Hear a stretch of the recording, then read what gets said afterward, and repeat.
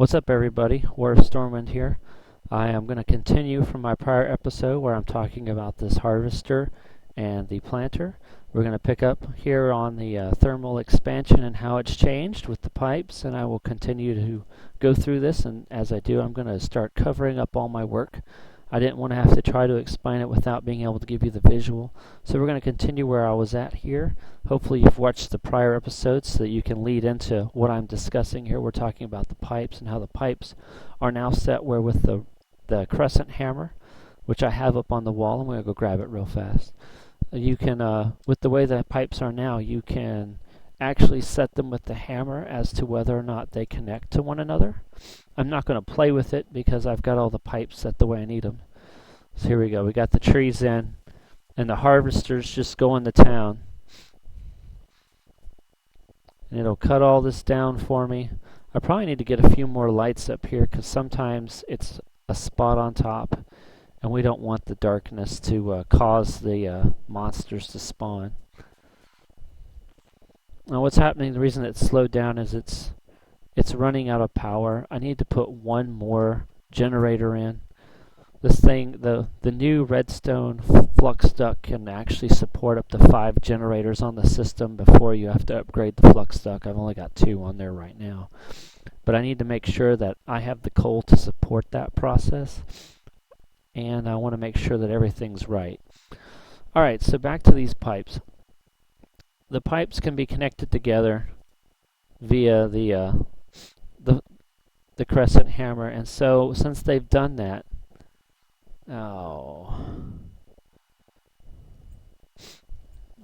we're gonna hopefully there's nothing wrong here. We'll find out.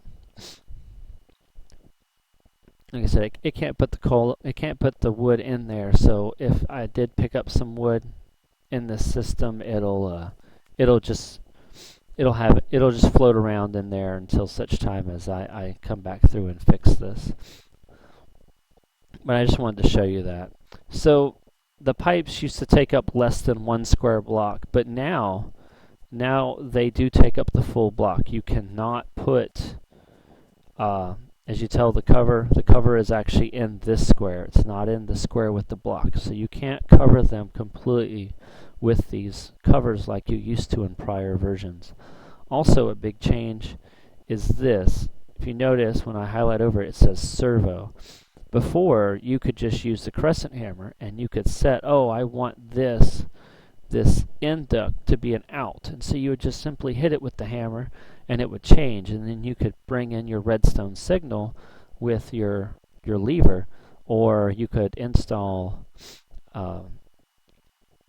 there's a servo, a pneumatic servo you could install, and you could just simply set it to ignore, and then at that point it would just stay on all the time.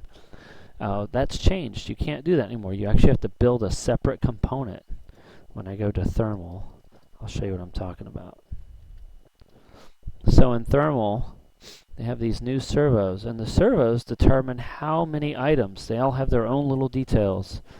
And they determine how many items can be pulled at a time. So now if you want to move a large number of items, you've got to actually spend more resources, and the resources all get exorbitantly expensive, and I can't do that. So, I'm cheap. I'm going to stick with the easy stuff. I don't need the filters. I don't have to spend the NVAR because, I'm using the JABBA barrels as my filters. I don't need something special to do my job. It's one of the things I look at. I look at how much it costs to do something, and if it's going to be something where I can do it with a cheaper method through another mod, I will find that way to do it. So here we go. The harvester's doing its thing.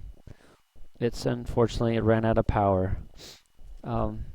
These are running at full capacity, but like I said, I need to install one more, and that will give me probably the power I need to power the harvester, the planter, my sludge boiler, my magma crucible, and my pulverizer. And all those things together it's basically the magma crucible that's killing me. But we'll go over that when we get there. So what happens is the harvester harvests. It puts the wood, the apples, and the saplings in. Then the saplings get taken all the way down through this pipe to the planter. Then the planter simply plants them. Harvester harvests, and we repeat the process. I get the apples and the wood.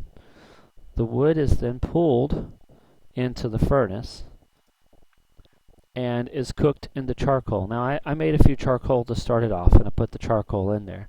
So the wood comes into the top and comes out the bottom as charcoal, and the servo brings it up and puts it in the charcoal barrel. Then out the back of the charcoal barrel, I take the charcoal out and I feed it back into the furnace to then cook more wood.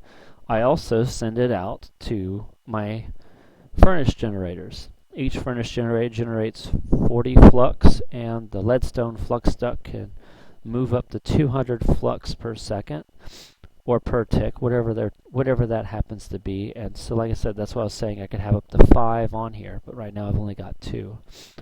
Now, another side effect of the harvester is it makes sludge, and I run that sludge through this temperate flux duct, which I thought this was crazy. So you got to have different types of flux duct now. In the old one, you just had one type of fluid duct, and the fluid duct was set up in such a way where you could run anything you want. But now you've got to make a hardened fluid duct in order to withstand lava and some of these higher temperature items. And I think that's a great addition, but it really threw me off at the beginning. So I got that taken care of. Now, so what I do with the sludge is I boil it. So the sludge boiler is all the sludge is being run through that fluid duct, and it comes over here to the sludge boiler. And the sludge boiler, if you've ever worked with one, you may or may not know this, but when you get within a certain range of it, it actually poisons you and gives you hunger, which is very irritating. Now, to combat this, I have a barrel. I have one of the drums in here. Now, I'm going to open the door with the lever, and I'm going to wait just a second, make sure I don't get poisoned. So it's out of sludge. Okay, so from here, I have the lever on the same block with a redstone torch.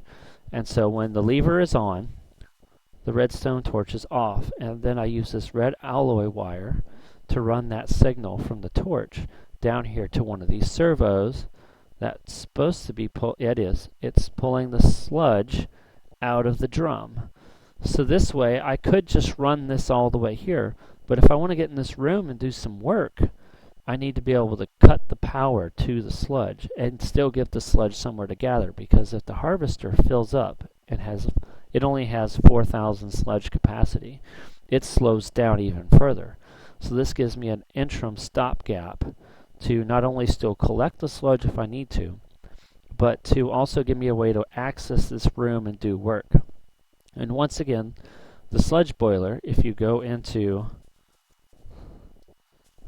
if I type in like dirt, right, we're going to click on dirt.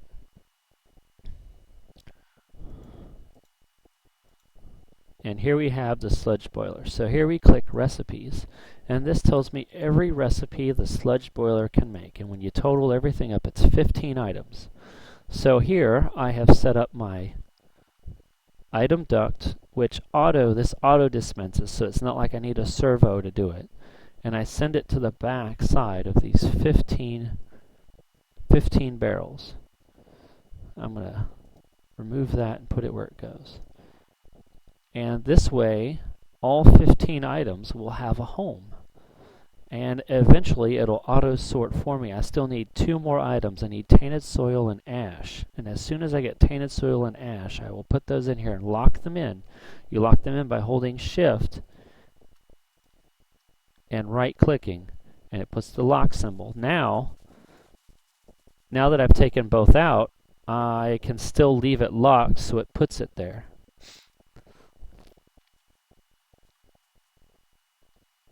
Alright guys, I will be right back. I will talk to you in just a few minutes.